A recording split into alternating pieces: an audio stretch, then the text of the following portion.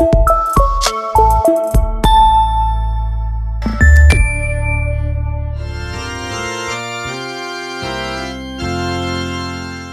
mofinaina isan'andro atolotry ny mpitandrina rakotina valina maoly.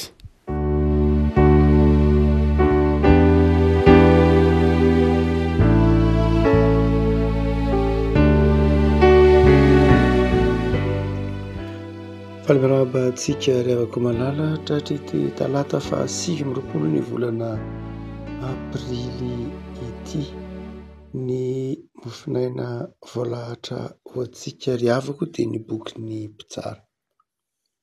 Mpitsara toko 10-10, mpitsara toko 10-10, andiny fa 4-10 ka hatramin'ny 20. Mpitsara toko 10-10, andiny fa 4-10 ka hatramin'ny 20 fakina amin'ny anarana. Ary raha tonga tany le izy dia nanakorazy ny Filistina ary ny fanahin Jehovah nilatsaka taminy. Dia tonga tahaka ny longony izay nodorona tamin'ny afo mahazaka teny amin'ny sandriny ary afaka tamin'ny tanany fatorana. Ary nahita valanoranom-biriky vaovao izy dia nanintsitra ny tanany nakasika ino no namonoany ny arivolay. Ary hoy Samsona, tamin'ny valanoranom-biriky no nahafatesako ho antontany iray eny antontany roa, tamin'ny valanoranom-biriky no nahafatesako arivolay. Ary rehefa nitsahatra ny teny izy dia nariany ilay valanoranom-biriky teny an-tanany ary ny anaran'izany tany izany dia natao hoe Ramatale. Ary nangetaheta indrindra izy dia nitaraina tamin'i Jehovah ka nanao hoe ianao no nanome izao famonjen-dehibe izao tamin'ny tanan'ny mpanomponao. Ary ankehitriny efa ho vatika hetaheta ka enjera ao an-tanany tsy mifora. Dia nampitezan'Andriamanitra ilay fitoerana hoboka tany leka niboiboika teo an-drano ary rehefa nisotro izy dia nodiny hainoka velona izy. Ka izany nanaovany anarany hoe enina akore izay an'le mandrakikehitriny. Dia nitsara an'Israely 20 taona tamin'ny andron'ny Filistina izy. Ray masina manao masinana amin'ny fahamarinana ny tenao no fahamarinana. Amen. Isan'ny mamperitreritra indrindra ao amin'ny bokin'ny mpitsara ny tantaran'ny Samsona. Samsona ilay nitsara ny zanak'Israely ka voalaza teo nandritra ny 20 taona. Mahagaga ny antson'Andriamanitra, mahagaga ny fitiavan'Andriamanitra, mahagaga ny zava-miafina amin'ny olona, ny fitantanan'Andriamanitra raha mijery amin'ny tantaran'ny Samsona mpitsara isika. Mahagaga amin'ny lafiny hoe Andriamanitra rehefa mifidy olona dia tsy voatery ho mifidy olona noho ny fahatsarany Andriamanitra.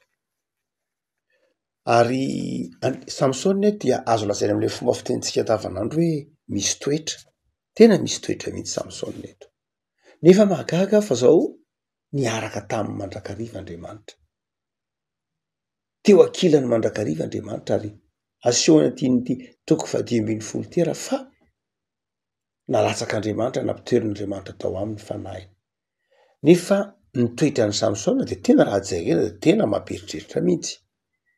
Voalohany dia hitantsika amin'ny tapany foana amin'ny toko 10-10 io fa Samsona dia olona mora tezitra, kolerika no miteny frantsay, olona mora sositra, mora enti-po Samsona.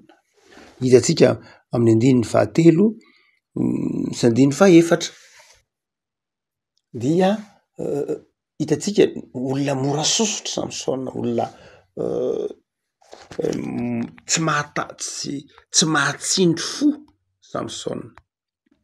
Ny andininy 1 sy 2 amin'ny bokin'ny mpitsara toko 10-10 ity dia hoy Samsona manao hoe hiditra ao amin'ny vadiko ao an-trano aho nefa tsy namela siditra ny rafozany.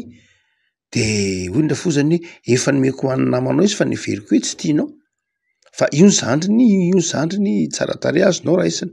Dia tezitra Samsona ny sendotra be Samsona ary dia niteraka fihetsika ataontsika hoe nisambotra dia namono Filistina maro i Samsona. Marina fa mety hitentsika hoe aradrariny ihany zany fahatezerany Samsona zany fa niza eo amin'ny toerana misy azy dia mety ho tezitra. saingy nilanjan'lay fahatezerany Samsona dia mavesatra de mavesatra mitamilay fisitrangan-javatra. Hotsika hoe olona mora tezitra Samsona, fahalemeny Samsona zay hitatsika eto, olona tsy mahatsindry fo.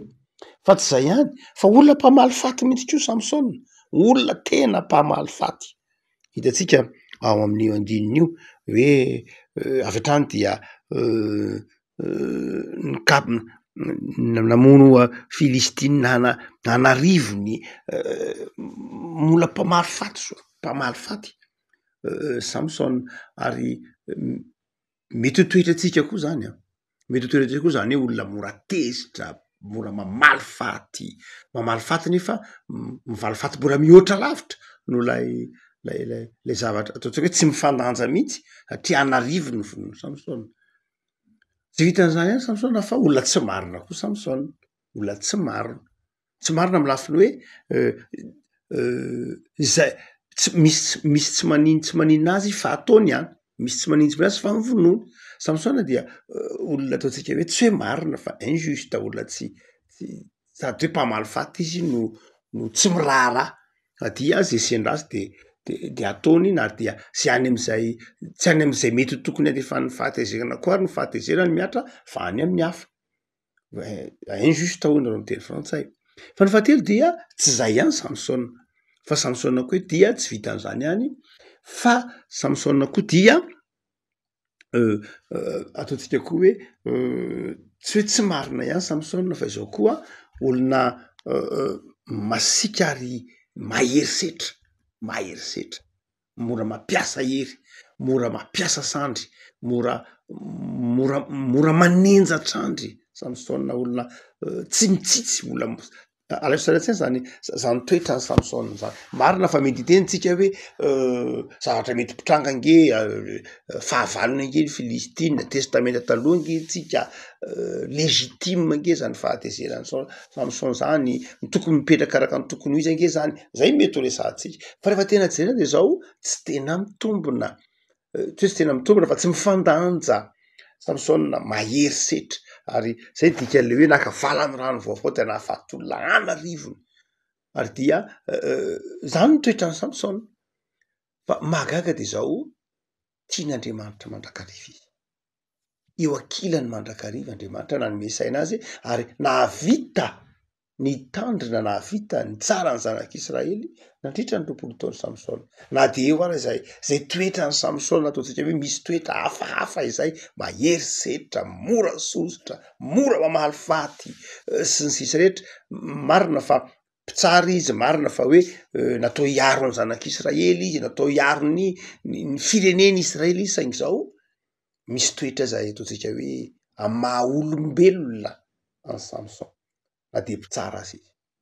Ny dikan'ny tonataro dia tsy hoe anamarinatsika ny toetratsika akory, hoe ay koa za zany zaky, ay ve Samson kolerika, za koa zany tsy manana kolerika ary, ay ve Samson mamaly faty, afaka mamaly faty koa zany, ay ve Samson olona mahery setra, violent, de ay za koa zany afaka violent. Tsy zay loatra, tsy hoe tsy manamarina ny toetra tsy mety ataotsika akory raha miresaka amin'ny toetra tsy mety ataon'ny Samson eto, fa te hilaza fotsiny Baiboly manao hoe tian'Andriamanitra isika, tian'Andriamanitra isika, amin'io maha isika tsika io no itiavan'Andriamanitra atsika. Ary ny anson'Andriamanitra de zao miantefa amin'ny olona rehetra, tsy hoe ny olona zay iveritsika ho masom-piainana, ny olona iveritsika ho malemy fanahy, ny olona iveritsika zany ihany ny antson'Andriamanitra. Fa zao ny olona mety ho tahaka ny Samson tony, mahery setra tony ko de antson'Andriamanitra. Ary omen'Andriamanitra andraikitra, satria ny fahombiazana amin'ny andraikitra tsy miankina amin'ny toetra fa miankina amin'ny herin'ny fanahy masin'Andriamanitra. De hitatsika hoe nahavitany Samson ny asany ange nandritra ny 20 taona, tsy ny heri-trandriny sy ny toetrany ara io hitatsika io, saingy zao no ny herin'ny fanahy masina, ny fanahy masina zay niandany taminy nahavitany ny asa fanompona. Lehibe lavitra noho ny fahalementsika, lehibe lavitra noho ny toetratsika ny herin'Andriamanitra, ny herin'ny fanahy masin'Andriamanitra ka ahavitatsika izany zavatra izany. Revako malala ndrandray isika rehefa mijery olona mantsy de zao malaky mora mitsara, malaky mora mitsara hoe ianona atao masika loatra, ianona atao manenjatsandry, reny zao tsy tian'Andriamanitra reny tsy masiny reny mpamaly faty reny sy ny sisa rehetra raha ilaysika tonga am'izay fa zay mahatonga ny tompo hoe ny fihevitra nge tsy fihevitra reo, ny fihevitrareo tsy mba lalana reo tsy mba lalako, zany hoe misy fotoana tena mety ho hitsara tsika hoe olona ohatran'ny Samson reny ve le tokony ho mpitsara, tsy ry havako. Andriamanitra mahafantatra ny zavatra rehetra, zany akory tsy manamarina mihitsy ny hoe misy olona maherisetra ao anatin'ny fiarahamonina de azo atao ka iny herisetra, na misy olona manao zavatra tsy marina ao fiarahamonina de aikay Samson nange nanao an'izany ko dia azo atao tsy zay loatra ny afatry bokon'ny mpitsara io fa te hamperitreritra izy hoe tian'Andriamanitra isika, io Andriamanitra io lehibe lavitra noho zany mety toetra atsika zany ary rehefa hampahomby anao Andriamanitra de manana fahefana hampahomby izy. Fa izao nefa tsy navelan'Andriamanitra ho am'izay toetra zay koa Samson, zay ny mazava tsara. Hitatsika fa ny mpanompon'Andriamanitra de tsy avelan'Andriamanitra ho tavela tao am'izany toetra ataontsika hoe mahery setra, mpamaly faty,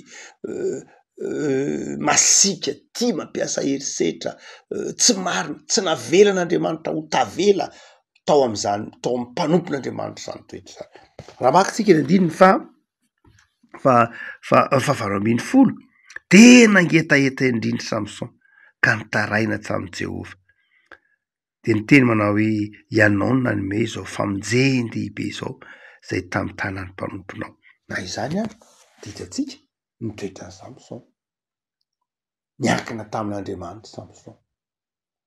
Na de zany ary ny toetran'ny Samson de zao olo ny finoany Samson, olo ny fanetreteny Samson, olo ny fanetretena manao hoe maherisetra izy saingy zao fantany tsy ahitatsika manomboka any am'ilay liona ny vonoany Samson de kanjo rehefa aveo nisy samatsamahany de tsy niteniteny izy de aveo nisy reny tantely tao anatin'le liona satria moa rehefa lony iny de tonga valy ny reny tantely de mipetraka tao anatin'le liona de nomeny ray aman-dreniny le tantely izay avao anatin'le liona maty dia tsy niteny izy fa am'le avao anatin'le liona nge no nazahoako an'ity fa mbola nanaovany akamatatra indray hoe avy aiza riny io, avy aiza riny le inona ary zany, hitantsika amin'indriny fa 20 inona ary zany io, avy tao am-pihinana no nivoahany hanina ary avy tao amin'ny mahery no nivoahany mamy, nanaovany akamatatra indray ny ray aman-dreny nomeny tantely zay avao anatin'ny liona zay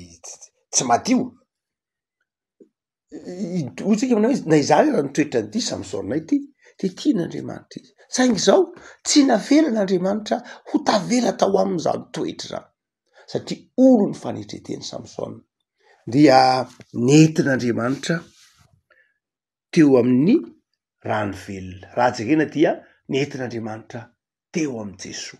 Hoy ny firazandininy 20 de nampitrisehан'Andriamanitra ilay fitoerana oboka tany Levy ka niboiboika teo ny rano. Inon'io? Tandindo amin'ny Jesoa io. Niboiboika teo le rano, reraky Samson. Ro toetra reo angery havako mandreraka ny herisetra, ny valifaty, ny tsy fahamarinana, zany dia mahatonga atsika ho reraka, tsy mampisy fiadanana zany, na de matanjaka azy Samson, ny herisetra ny mahatonga tsy vao mainka mampatanjaka fa mampareraka. Hoy ny filazany 20 reraky Samson, sasatra Samson, sasatra revako toetratsika, ny fahalementsika, ny zavatra zay velintsika ho herintsika raha anatin'ny fahalemena zao manjary mahatonga atsika reraka, manasatra atsika reny. Saingy zao tsy avelan'ny tompo anatintsika io toetra io, tsy avelan'ny tompo ho tavela amin'ny toetra tsika, tsy avelan'ny tompo ho raiky tapisaka ao amintsika io toetra manasatra atsika io de ny raha iny Jesoa. Ny raha iny Jesoa lay rano miboiboika izay nanasitrana ny Samson. Jesoa lay rano miboiboika eto, Jesoa lay hotsika manao hoe Jesoa tsy mba nanana ny toetrany Samson. Jesoa tsy mba olona ataontsika hoe maherisetra, Jesoa nanana herisetra. Jesoa lay zay ataontsika hoe olona marina, Jesoa tsy mba mora tezitra malemy fanahy Jesoa. Jesosy tsy Jesosy le olona lay Andriamanitra lay olombelona malemy fanahy ory eo anatrehan'ny fahorian'ny olona. Jesosy lay tsy mpamaly faty mihitsy na mpianatra manao hoe tiavo ny fahavalonareo.